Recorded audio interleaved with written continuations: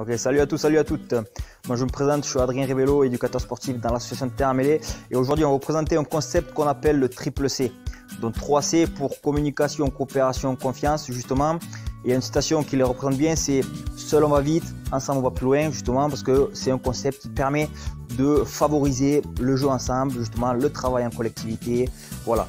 Donc en fait, pour lancer ce genre d'activité, on va se baser sur 4 jeux. Donc 4 jeux qui sont des relais. Donc il y aura un premier relais qui sera un relais justement qu'on appelle poser ramasser individuel.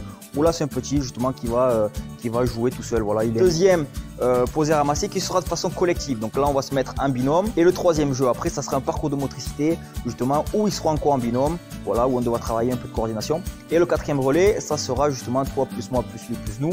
Où là on va être vraiment sur une idée plus globale du groupe. Où là on va peut-être être 4, 6, peut-être voire 8 dans le jeu en même temps.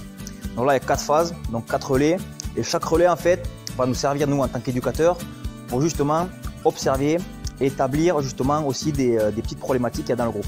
Alors le premier jeu qui est le poser ramasser individuel, ça sera plus une observation pour nous, voilà, de voir comment agit l'enfant dans la situation.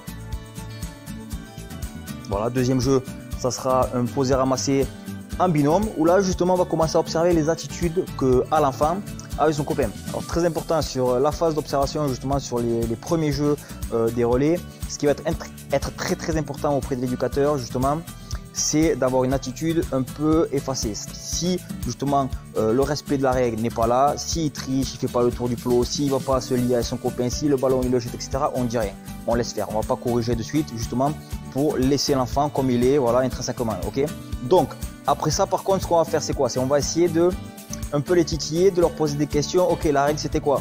Est-ce qu'on avait dit qu'il fallait passer le pot derrière? Ok, non, oui. Donc voilà, on va essayer de les questionner justement sur les attitudes qu'ils ont eues avec leurs collègues et aussi leur propre attitude dans le jeu. Et derrière, pour qu'ils se rendent compte justement de est-ce qu'ils ont respecté la règle ou est-ce qu'ils l'ont pas respecté.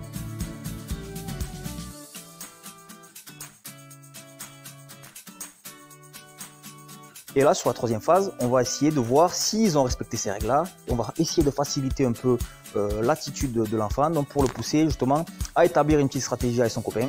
Voilà, donc prendre le temps, peut-être 2-3 minutes, réfléchir avec lui, voilà, afin de peut-être, ok, on va se parler, on va faire ça, on va tourner comme ci, on va pas se délier, on va rester comme ça. Voilà, donc c'est juste pour pousser, faciliter l'enfant à réfléchir avec son copain en groupe. Et après, sur la dernière phase, le toi plus moi plus lui plus nous, là c'est vraiment centré sur la coopération en grand groupe.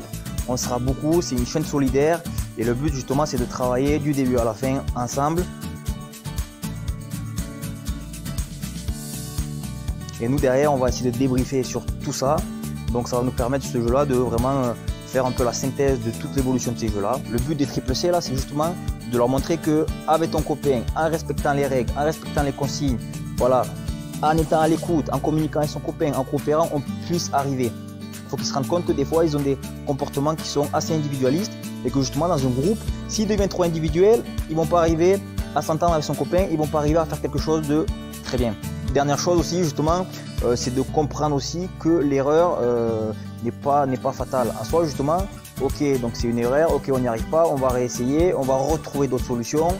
Voilà, donc c'est très important justement de faire ressentir ça à l'enfant. Justement pour qu'ils puissent apprendre et qu'ils puissent s'amuser parce que c'est justement un fil conducteur. Si on arrête le jeu, ok c'est nul, très bien, on passe sur autre chose, on n'explique pas pourquoi, ça peut justement aussi des fois lasser l'enfant et qui bon il va laisser tomber. Là le but c'est vraiment que c'est l'enfant qui est acteur de sa séance. De toute façon il n'est pas spectateur, c'est lui qui est acteur de la séance. Donc justement nous pas qu'on est éducateur, on est mi-acteur, mi-spectateur parce qu'on va regarder, on va observer. Mais par contre ce qui est important c'est qu'il faut qu'on puisse justement mettre l'enfant dans cette phase d'action et dans cette phase de réflexion. Voilà, il doit être dans l'action, il doit être dans la réflexion, il doit être dans la solution. Voilà, donc c'est 3 mots qui sont très importants, action, réflexion, solution. Et c'est justement lui qui va arriver à faire tout ça. Alors pas lui tout seul, mais avec ses copains aussi à côté. Voilà pourquoi c'est très important de faire des phases aussi de stop, de freeze comme on dit, justement pour essayer d'avoir une réflexion, voilà, autre que la réflexion de l'éducateur.